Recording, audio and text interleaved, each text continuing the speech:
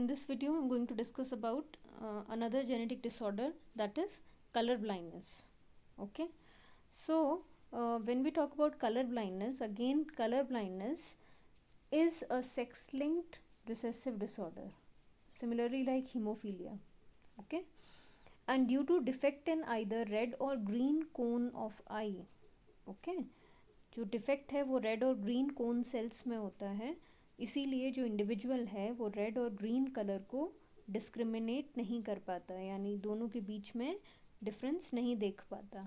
Okay, and it is believe that it is known that obviously the genes are responsible because some mutation has taken place in genes are defective, that's why, and they are present on X chromosome, that's why this problem is there, that is color blindness. Okay, again most important thing is it occurs in 8% of males, but the percentage of female is very low, again like hemophilia it is only 0.4% in females.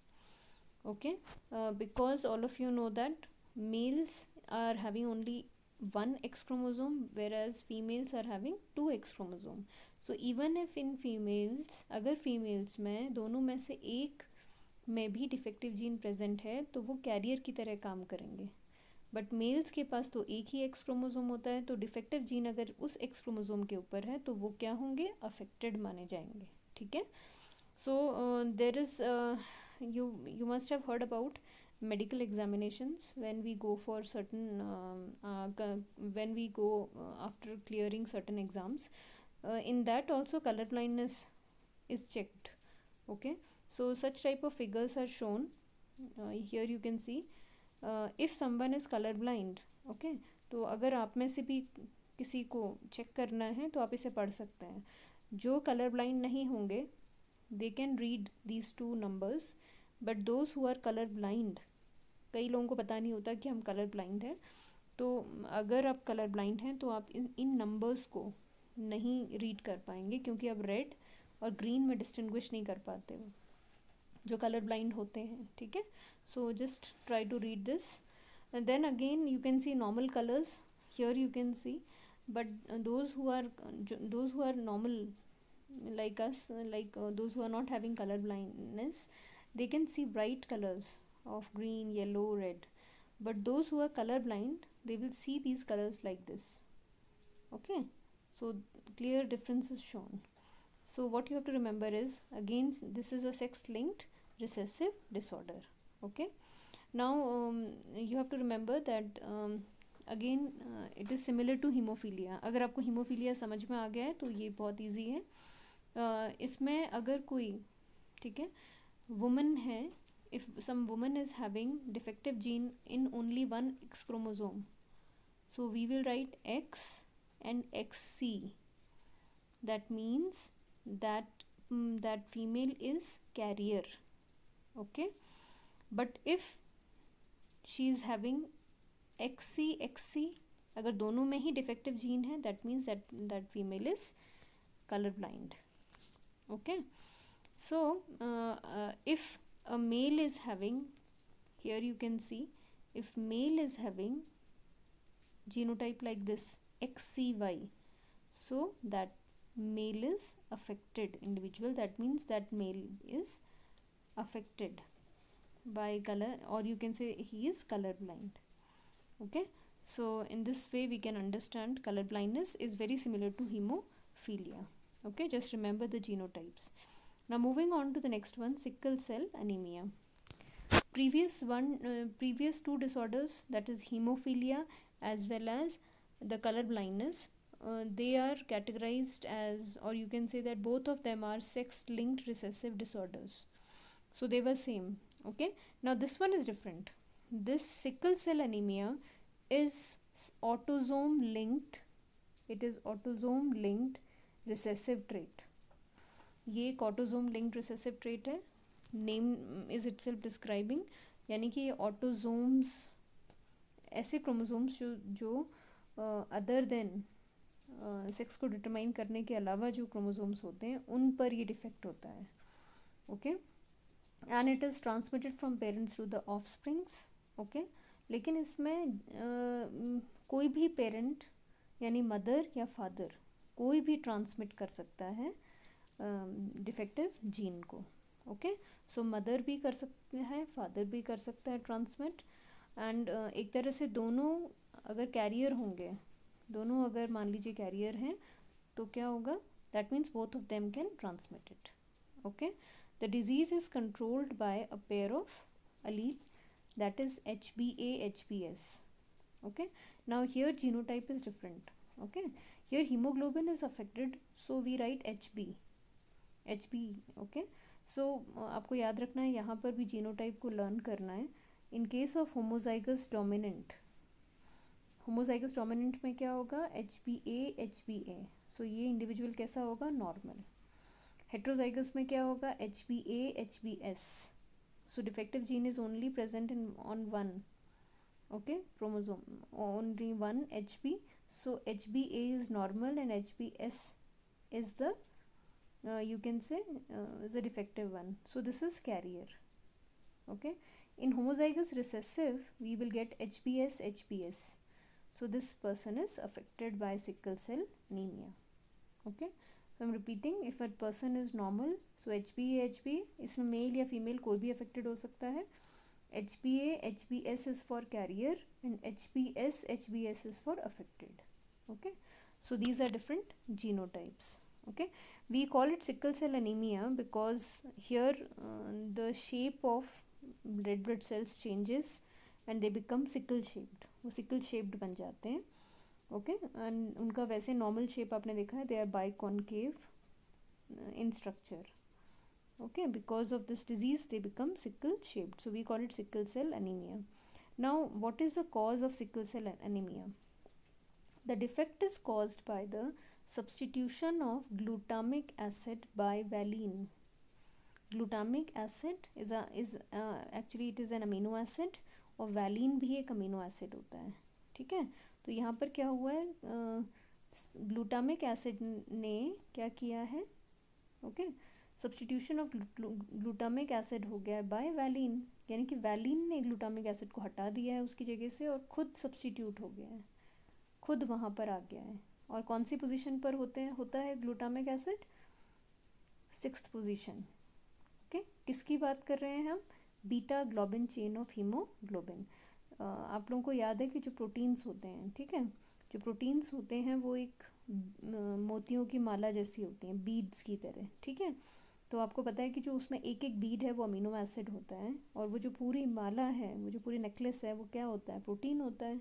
Okay, इसका मतलब क्या है, amino acid किसी एक particular positions पर present होते हैं. यहाँ पर आप ध्यान से देखोगे, ओके, सो अगर आप यहाँ पर ध्यान से देखोगे तो आपको ये पता चलेगा कि जो ग्लूटामिक एसिड है वो कौन से पोजीशन पर है, 6th पोजीशन पर है. ओके, तो ये जो है वो 6th पोजीशन पर है, और क्योंकि ये 6th पोजीशन पर है, इसीलिए इस 6th पोजीशन पर ग्लूटामिक एसिड जो है वो अपने आप को क्या करता है, ग्लूटामिक एसिड जो है, ग्लूटामिक एसिड की जगह क्या आ जाता है, वैलिन आ जाता है. Okay, so here glutamic acid comes, okay, it is substituted by valine in a beta globin chain of hemoglobin. okay, और क्योंकि सिंगल, अब ये क्यों होता है, ये चेंज क्यों होता है, this is very important. This is due to single base substitution at the 6th codon. Single base, हम किसकी बात कर रहे हैं, नाइट्रोजनस बेसिस की बात कर रहे हैं. एक सिंगल नाइट्रोजनस बेस है, उसके चेंज होने से ये अमीनो एसिड्स के पोजीशन में चेंज आता है. ठीक है, तो आपको याद रखना है GAG की जगह वो क्या हो जाता है, GUG. तो कौन सा नाइट्रोजनस बेस चेंज हुआ, A की जगह U. ओके, A की जगह क्या सब्सटीट्यूट हो गया, U. तो उसकी वजह से ग्लूटामिक एसिड के प्लेस पर क्या सब्सटीट्यूट हो जाता है, valine. Okay, so this is very important. आपसे कॉज पूछा जाता है, what is the cause of sickle cell anaemia, you have to write the defect is caused by the substitution of glutamic acid by valine at the 6th position of the beta globin chain of hemoglobin. And why this is why there is change in amino acid, because of single base substitution. आप इसे point mutation भी कह सकते हैं। इसमें क्या हुआ है, GAG में एक पॉइंट है, जो A है उसकी जगह क्या चेंज हो गया, U. So here GAG to GUG. This is the change. Okay. So here on this side you can see, on this side you can clearly see that here it is shown. If you will see it in normal condition, okay, these are biconcave red blood cells. If you will see in normal HbA gene, you will find a condition like this, CTC लिखा हुआ है and there will be GAG. Okay. Gene क्या होता है, DNA होता है. DNA कैसा होता है, डबल स्ट्रैंडेड होता है. तो ये डबल स्ट्रैंडेड डीएनए दिखा रखा है इन्होंने. ठीक है, तो इसमें कंफ्यूज नहीं होंगे. तो ये सीटीसी और जीएजी जो है वो एक डबल स्ट्रैंडेड डीएनए है. अभी हम आगे पढ़ेंगे कि डीएनए के सिर्फ एक ही स्ट्रैंड से, ठीक है, अब एक ही स्ट्रैंड, ये वाला स्ट्रैंड ले लेते हैं, इसी स्ट्रैंड से क्या बना है, एमआरएनए बना है. तो GAG, okay, then again this strand will form mRNA. The mRNA will later on form particular protein. ठीक है, तो नॉर्मल केस में क्या होता है, नॉर्मल केस में आपको पता है कि GAG प्रेजेंट है, GAG से एक पर्टिकुलर प्रोटीन बनना है. यहाँ पर किस GAG किस में चेंज हो गया, GUG में. Okay, so this is the change.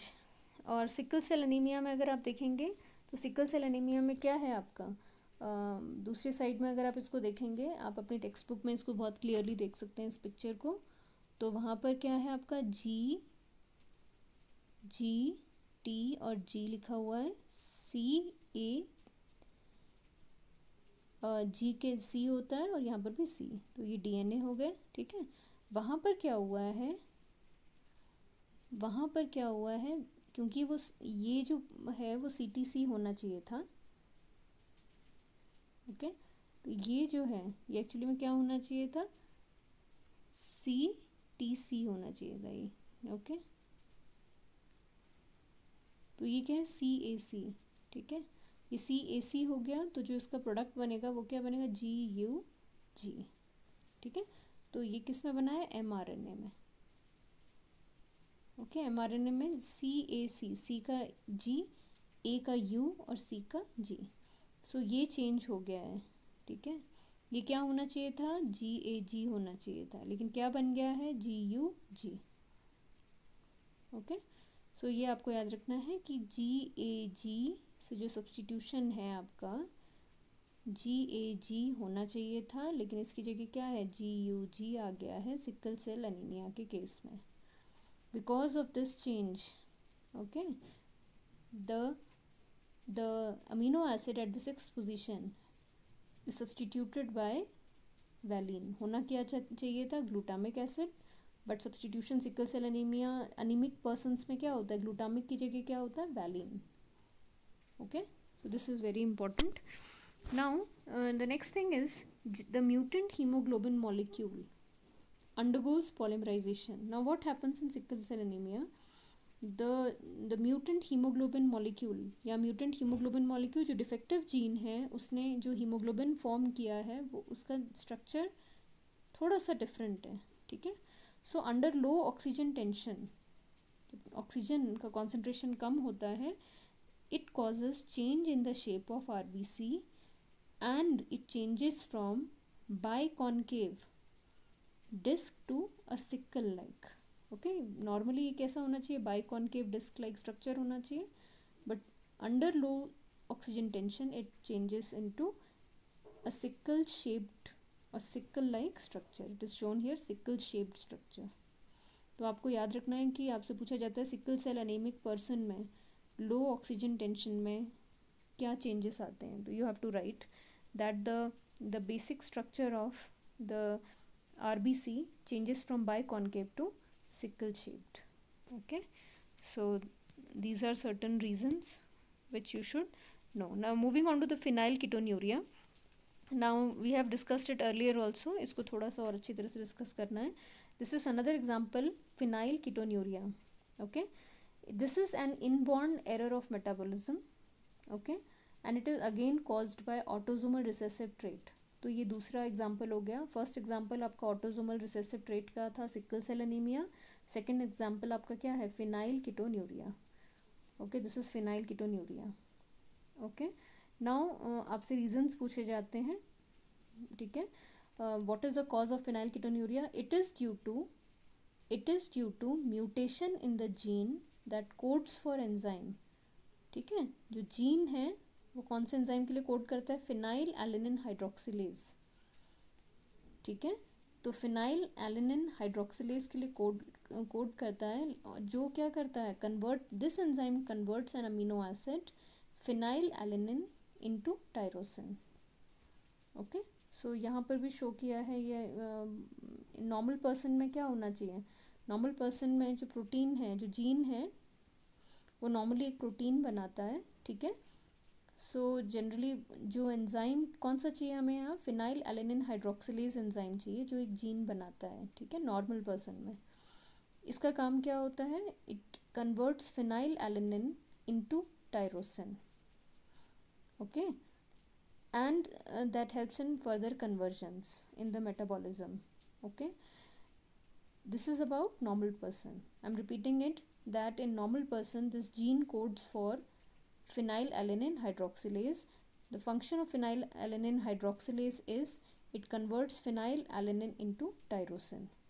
Okay, but जो अफेक्टेड इंडिविजुअल्स होते हैं, यानी जिन्हें प्रॉब्लम है, फिनाइल कीटोन्यूरिया डिसऑर्डर है, उस केस में वो एंजाइम का फॉर्मेशन नहीं होता, यानी कि ये जो एंजाइम बनना चाहिए वो नहीं बनता, फिनाइल एलिनिन हाइड्रोक्सिलेज का फॉर्मेशन नहीं होता। Okay, so phenyl as a result it accumulates the phenyl pyruvic acid. Okay, phenylalanine को कन्वर्ट होना चाहिए टायरोसिन में, यहाँ कन्वर्ट नहीं हो पाता, so it gets accumulated in the form of phenyl pyruvic acid. Okay, and it causes three types of metabolic disorders. Okay, इसमें mental retardation is observed, and it also affects the hair. Okay, and these are also excreted through the urine also. urine में भी इसके traces मिलते हैं, so that is of phenyl pyruvic acid. So these are the symptoms which is found in phenylketonuria, person suffering from phenylketonuria. So again, in board exams it is asked that what is the cause of phenylketonuria.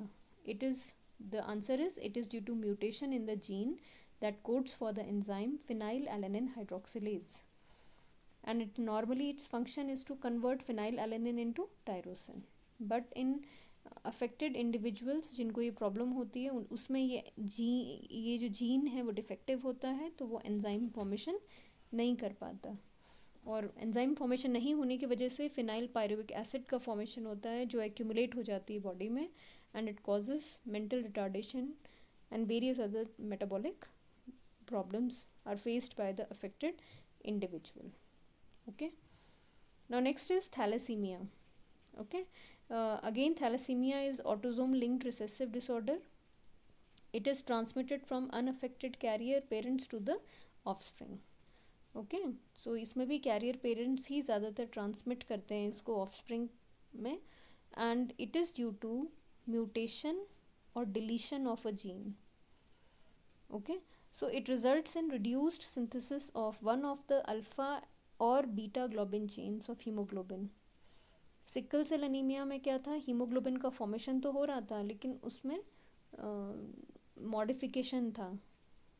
Okay, लेकिन यहाँ पर क्या है, जो haemoglobin है उसका synthesis reduced हो रहा है.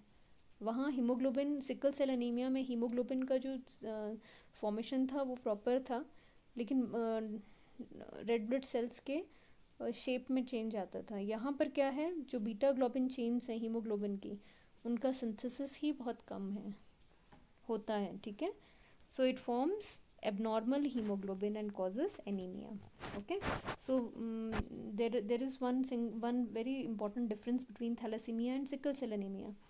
Thalassemia, okay, thalassemia is a you can say that thalassemia is a quantitative problem, okay, thalassemia is a quantitative problem. क्यों कहते हैं क्वांटिटेटिव? क्योंकि जो हीमोग्लोबिन मॉलिक्यूल्स का फॉर्मेशन बहुत कम हो रहा है.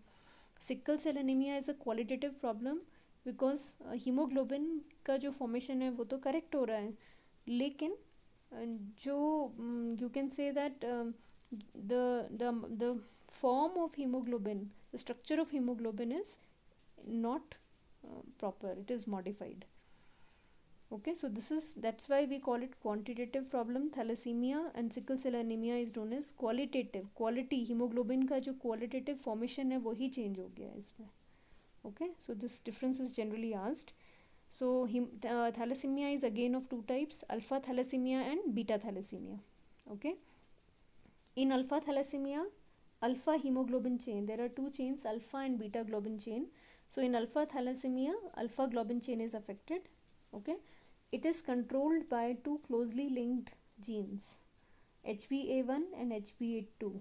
These two genes are which it is responsible, and it is present on chromosome number 16. Okay, so it is present on chromosome number 16. These are the two genes. Mutation or deletion of one or more of the four genes causes the disease. अगर इन चारों में से किसी भी एक jeans में अगर किसी तरह का म्यूटेशन या डिलीशन होता है तो ये अल्फा थैलेसीमिया हो जाता है. ठीक है, the more genes affected the less alpha globin molecules are produced. जितने ज़्यादा जीन्स अफेक्ट होंगे उतने ही ज़्यादा हीमोग्लोबिन मॉलिक्यूल्स उतने ही कम हीमोग्लोबिन मॉलिक्यूल्स का अल्फ़ा ग्लोबिन मॉलिक्यूल्स का प्रोडक्शन होगा. ठीक है, तो जीन्स के अफेक्ट होने की वजह से अल्फ़ा ग्लोबिन मॉलिक्यूल्स का प्रोडक्शन कम हो जाता है इसमें. Is it clear? The more genes are affected the less alpha globin molecules are produced. In beta thalassemia you can understand production of beta globin chain is affected. Okay, not alpha, only beta globin chain, and beta globin chain is synthesized by which gene? HBB, and it is present on chromosome number 11. Okay, so mutation of this HBB gene causes less production of beta globin chain.